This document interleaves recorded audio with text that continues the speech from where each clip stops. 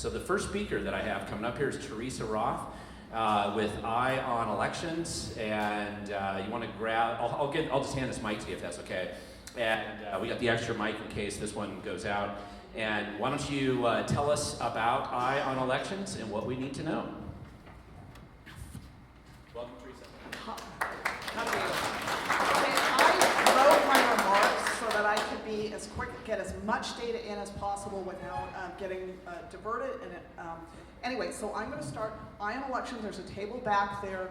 We just started this year, and our main focus is research on computerized election fraud. There's many types of election fraud. We're focusing on computerized election fraud. So a little bit about my background. I'm an electrical engineer. I worked in my 20s in Silicon Valley as an electrical engineer designing microprocessors. So I have a pretty good idea how elections and computers work. I mean, this was helpful in researching computerized election fraud. So we moved back here to Spokane, which is actually where my family's from, in about 30 years ago. And for most of that time, I've been homeschooling. In the last 5 years, I've been researching smart cities and digital ID, which actually has also been very helpful in researching election fraud. I don't have very much time, and there's huge amounts to talk about for election fraud, so I'm going to talk about just one thing, and that is centralized end-to-end election management systems. Obviously, tabulators are a problem, but the fraud in our elections goes far beyond tabulators, and Tenex, the program selected by the Secretary of State of Idaho to manage our elections, appears to be a prime suspect in computerized election fraud of many types.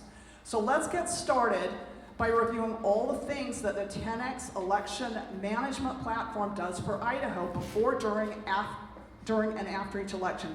It is important to point out that in previous years, many of these tasks were handled at the county level, often using commercial off-the-shelf software.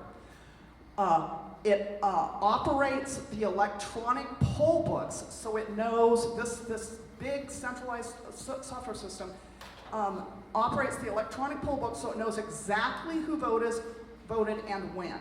It maintains the state voter rolls, and it handles online registration, which is a huge vector for fraud in Idaho. It operates the help desk and election information websites, or it provides information for them at both the county and state level. It handles election night reporting. It tabulates results and reports to the media and public. It processes absentee ballots. People think that absentee ballots isn't a computerized system, but this software processes the electronic requests, organizes the mailings. It knows where the absentee ballots are mailed out. It knows the status of everyone when it is returned, and it even assists in signature checks. It does asset inventory management, so it can track the poll books, the ballot boxes, and establish the chain of custody of the unmarked ballots. It also manages the printing and inventory of print-on-demand ballots. It also manages election worker management and training so that it knows what election worker is at every precinct and what tasks they're doing all through the state. It also manages the campaign finance reporting, so it tracks all of the candidates and all the donors. In short, this program has access to everything having to do with elections in Idaho, and even though not every feature is implemented in every county, this is the direction that elections are going, towards 100% centralized, 100% surveilled, and 100% controlled elections. Okay, so it gets worse. Okay. The light's not good here. Okay. It is true that in recent years, there has been some attempt to decentralize by using different vendors for some of these tasks. And I'm sure that people are going to say, oh, no, in this county we use this different thing. But you cannot decentralize a centralized system just by changing one thing. And this attempt to use different software is really just to create the illusion of choice. And what about the tabulators, you might ask? Well, supposedly Idaho tabulators are prohibited from types of wireless communication, including the internet. But for some reason that I don't understand, Idaho election statutes have been modified to allow for an exception in the case of electronic poll books. The specific code is Title 34, Section 2410, Part 3. And I do not know why such a provision exists, but it appears that it is not illegal for poll books to communicate wirelessly with tabulators. I would love it if somebody would correct me and prove that that's not being done.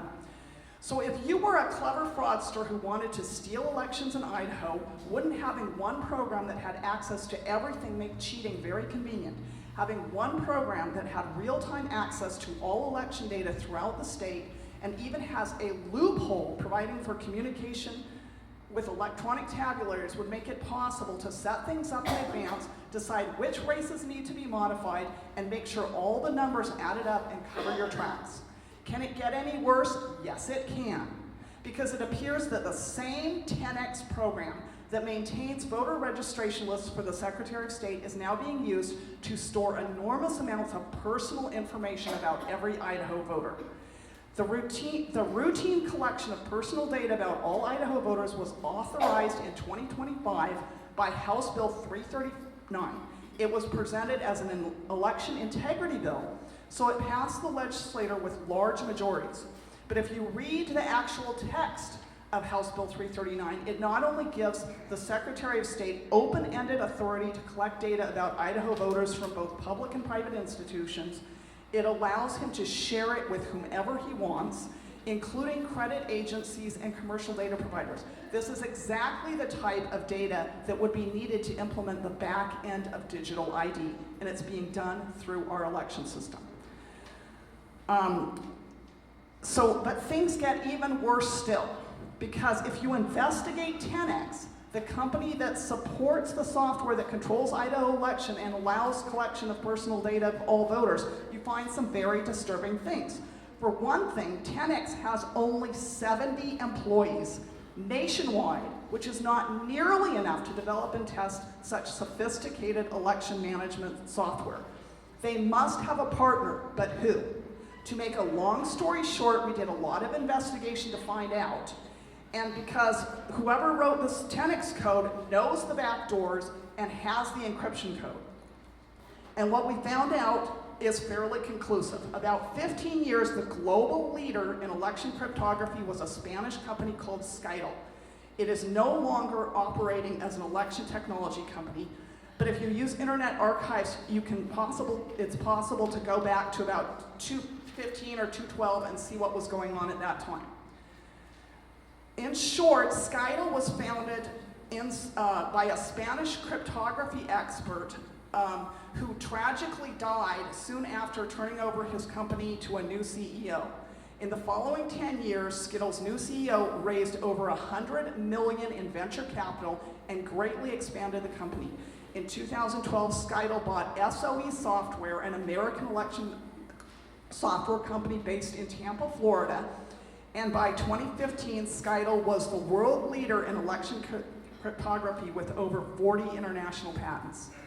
Coincidentally, Tenex software is also based in Tampa, Florida, just a few miles from Scytl's American headquarters. And until 2016, its product line tracked Scytl's fairly closely. At that point, Scytl stopped marketing its own products in the US and mainly supported existing SOE customers. So what's going on here? It's interesting to notice that many other election technology companies appear to have developed election management tools along similar lines at about the same time. So it is possible that other companies besides Tenex have some sort of a relationship with Scytl. What makes this compelling is the fact that election cryptography, the field in which Scytl was predominant, is at the heart of secure communication and electronic authentication and data security. When companies assure you that their products are secure, it is because they are using protocols and encryption tools that they believe prevent data from being shared or modified. But Scytl was a company that actually developed and patented these encryption protocols, especially for elections. So it may have been impossible for some of these election technology companies to operate without Scytl patents or Scytl encryption software. Okay, problem solved. We know that Scytl is a company that wrote Idaho's election management software, and we can hold them responsible for election fraud in Idaho. Not so fast. It seems that after raising over $100 million in venture capital and selling its products in over 40 countries, Scytl underwent an emergency accelerated bankruptcy in 2020. As part of the bankruptcy, its assets were sold, but we don't know who to. But we do know that bankruptcy absolves both old and new owners of damages in case Scytl software is found to be fraudulent. And change of ownership provides plausible deniability for corporate managers. So we appear to be at the end of the road of accountability for election management systems running Idaho elections, but we're not quite out of ideas. Using Google Maps to zoom into Tenex headquarters in Tampa, Florida, we find that it is located in a large office building on an island in Tampa Bay. And by sheer coincidence, just a block away on the same street is the International Shriners headquarters. So the Shriners are an institution which happen to be in direct communication with Shriners and Freemason lodges throughout the United States. So what could interest Shriner leadership in elections? Well, it could be a lot, since Masons founded Idaho and have been very influential in its government ever since. And of course, Masonry also has close ties to large financial institutions and private equity, which is interesting because almost all election technology companies in the United States are privately owned, often by private equity firms. So this could be a very interesting lead. Now, of course, we have no proof that the Masons are complicit in election fraud in Idaho, other than the fact that the company that controls Idaho elections is located next door to the world headquarters of a group of high-level Freemasons. It could be just a coincidence, but it's an interesting twist, and we will continue to investigate. That's one of the things that Idaho Election's been up to. We also have other ideas of constructive, how we could fix elections by scanning ballots at the precinct. But I can't talk about all of them now. I hope I'm not too much over time. Sorry about that. And they can learn more about your... Yeah, you can learn more about it, or you can talk to me at any breaks. Right. Thank you so much.